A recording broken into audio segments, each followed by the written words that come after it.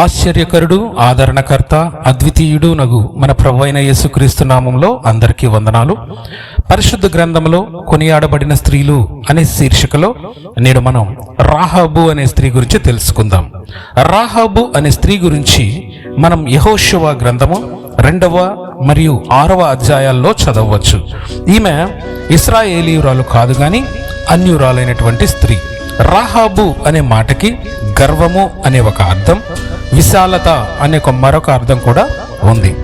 రాహాబు యెరికో అనే ఒక పాపభూయిష్టమైన నాశనకరమైన పట్టణంలో జీవించేది. వృత్తిపరంగా ఈమె ఒక వేశ్య. ఈమె జీవితం అంతా పాపముతో నింపబడింది.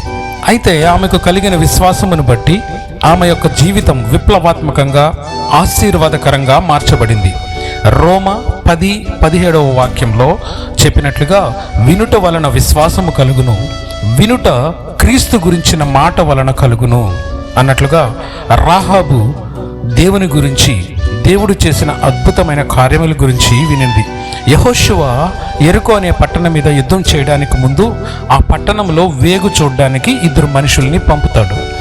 ఆ 2 మనుషులు వేసైన రాహాబు ఇంట్లో బస చేస్తారు. అప్పుడు రాహాబు వారితో అన్న మాటలే ఇవి.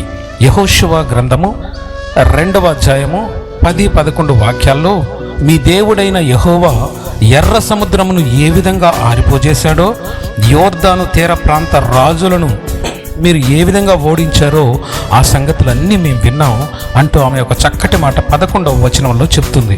మీ దేవుడైన యెహోవా పైన ఆకాశమందు క్రింద భూమి యందును దేవుడే. ఎంత అద్భుతమైన మాట! వినుట వలన ఆమెకి విశ్వాసము కలిగింది.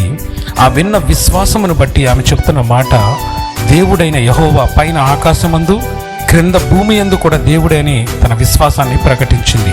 యెరికో పట్టణంలో ఉన్న చాలామంది కూడా దేవుని అద్భుత కార్యాల గురించి విన్నారు, కానీ రాహాబు మాత్రం విన్న దానిని విశ్వసించింది. దేవుని మాటలు వినడం మాత్రమే కాదు, కానీ విన్న మాటల్ని విశ్వసించాలి.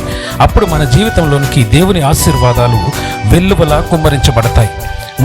మన గతంలోని పాపాలు, శాపాలు తొలగించబడి దేవుని కుటుంబంలో మనకు భాగస్వామ్యం కలిగించబడుతుంది.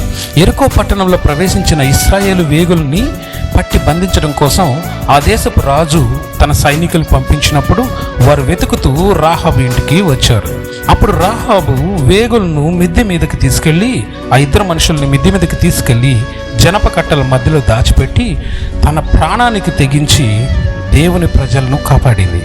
దేవుని కొరకు మనం రాహాబు వలె ప్రాణాలకు తెగించే తెగవ మనలో ఉందా? రాహాబు తన ప్రాణాలకు తెగించింది కనుక ఆమె పరిశుద్ధ జనాంగంలోకి చేర్చబడింది. మెస్సయ్య వంశవృక్షంలో ఒక భాగం అయింది.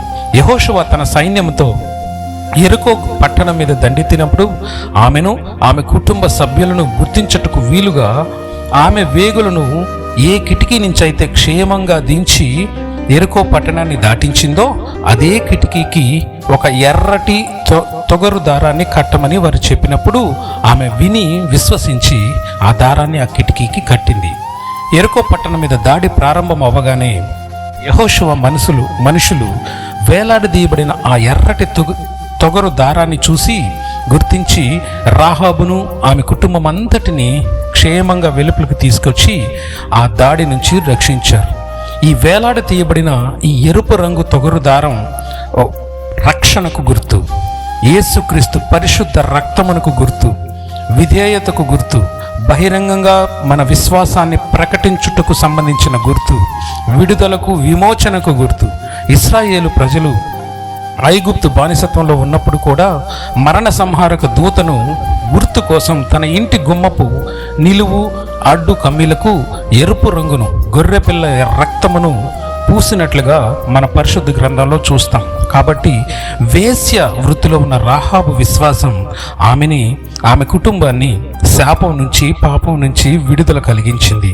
అలాగే పాపం అనే బలమైన ప్రాకారాలు గల యెరికో పట్టణం విగ్రహారాధన, వ్యభిచారం, అవినీతి, హింస, తిరుగుబాటు, పసిపిల్లలను బలి ఇవ్వడం, బయలు, అష్టారోతు వంటి చీకటి శక్తులను పూజించడం వంటి ఎత్తైన పాపపు గోడలు కలిగినటువంటి యెరికో నగరంలో అసహ్యకరమైన వేశ్యావృత్తిని గడుపుతున్న రాహాబు సర్వశక్తి గల దేవుని కార్యాల గురించి విన్నది, ఆ కార్యములను విశ్వసించింది. ఆకాశమందు భూమి కింద యెహోవా వంటి దేవుడు లేడని తన నోటితో ఒప్పుకున్నది. తనను తన ఇంటి వారిని రక్షించమని ప్రార్థించింది. దేవుని ప్రజలు సూచించిన ఎర్రటి తొగురు దారాన్ని, విమోచనకు గుర్తు, యేసు రక్తమునకు గుర్తైన తన ఎర్రటి దారాన్ని కిటికీకి కట్టి వేలాడదీసింది. తన ఇంటి కిటికీ గుండా ఈ దారాన్ని కట్టడం ద్వారా తన రక్షణ విశ్వాసాన్ని బహిరంగంగా ప్రకటించింది. తద్వారా యుద్ధ సమయంలో ఆమె రక్షించబడింది, ఆమె కుటుంబం రక్షించబడింది. అంత మాత్రమే కాదు, ఒక వేశ్యగా పాపంతో నింపబడిన పట్టణమైన యెరికోలో జీవించినటువంటి రాహాబు మన రక్షకుడైన యేసుక్రీస్తు వంశవృక్షంలో ఒక కొమ్మగా చేర్చబడింది, మార్చబడింది. మత్తయి సువార్త 1వ అధ్యాయము 5వ వాక్యంలో మనం చదువుతాం. సల్మాను అనే వ్యక్తి రాహాబును పెళ్లి చేసుకొని వాళ్ళిద్దరికీ బోయజు అనే ఒక వ్యక్తి పుడతాడు. బోయజు నుంచి తర్వాత తరాలు మనం చూసుకుంటూ వెళ్తే చివరిగా యేసుక్రీస్తు పుట్టాడు. ఎంతటి అదృష్టం, ఎంత ధన్యత, ఎంత భాగ్యం! అంత మాత్రమే కాదండి, హెబ్రీలకు రాసిన పత్రిక 11వ అధ్యాయము 31వ మాటలో విశ్వాసాన్ని బట్టి రాహాబను వేశ్య వేగుల వారిని సమాధానముగా చేర్చుకొనినందున అవిధేయులతో పాటు నశింపకపోయెను అని మనం చదువుతాం. పరిశుద్ధులైన అబ్రహాము, ఇస్సాకు, యాకోబు, మోషే, గిద్యోను, సంసోను, యోఫ్తా, దావీదు, సమూయేలు వంటి గొప్ప విశ్వాస వీరుల సరసన ఒక వేశ్య అయినటువంటి రాహాబు పేరు కూడా పరిశుద్ధ గ్రంథంలో చేర్చబడింది. మన గతం ఎంత నీచమైనదైనా సరే, మనం అన్యులమైనా సరే, దేవుని మాటలు విని విశ్వసించి అందరి ముందు విశ్వాసాన్ని ప్రకటించిన ఎడల మనము, మన కుటుంబము నిశ్చయముగా దేవుడు అనుగ్రహించు పాత్రగా మార్చబడతాం. ఈ మాటల్ని దేవుడు దీవించునుగాక. ఆమేన్. అందరు తలలు వంచండి, ప్రార్థనలో నాతో కలిసి ఏకీభవించండి. మహాపరిశుద్ధుడు, మహాగణుడు, మహోన్నతుడైన మా ప్రభు అయిన యేసుక్రీస్తు మీకు వందనాలు చెల్లిస్తున్నాం ప్రభువా. ఇదిగోనైనా ఈ సాయంకాల సమయంలో చక్కటి ధ్యానము ద్వారా నాయన నీ మాటలతో మమ్మల్ని తృప్తిపరిచినందుకు మీకు వందనాలు చెల్లిస్తున్నాం ప్రభువా. దాని నీ పరిశుద్ధ గ్రంథంలో రాయబడినటువంటి రాహాబు అని ఒక స్త్రీని గురించి మేము నేర్చుకున్నట్లుగా ప్రభువా, మీ గురించినటువంటి మాటల్ని మేము విని, క్రీస్తు గురించిన మాటల్ని మేము విని, విన్న మాటల్ని విశ్వసించి మేము రక్షణ పొందినట్లుగా ప్రభువా, మీరు మాకు ఇచ్చిన గొప్ప భాగ్యాన్ని బట్టి మీకు స్తోత్రం చెల్లిస్తున్నాం ప్రభువా.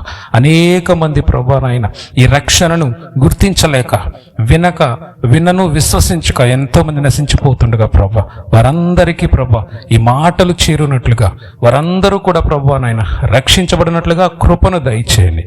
ఇదిగో మా పనులన్నీ ముగించుకొని ప్రభా, ఇదిగో సాయంకాల సమయంలో ప్రభా మేము మా పడకలకు వెళ్ళుచుంటుండగా మీ దూతల కాపుదల దయచేసి నాయన మీ కృపను విస్తరింపచేసి, మీ కాపుదలను మాకు దయచేసి, నెమ్మదైనటువంటి ప్రశాంతమైన నిద్రను దయచేసి, నిశ్చితమైతే ప్రభా నాయన రేపు ఉదయాన్నే ఆరోగ్యం గల దేహంతో లేచి నిన్ను స్తుతించుటకు, నిన్ను మహింపరచుటకు నీ గొప్ప కృపను మాకు దయచేయమని నజరేయుడు మా గొప్ప దేవుడైన యేసుక్రీస్తు పరిశుద్ధ నామంలో అడిగి వేడుకుంటున్నాను తండ్రి.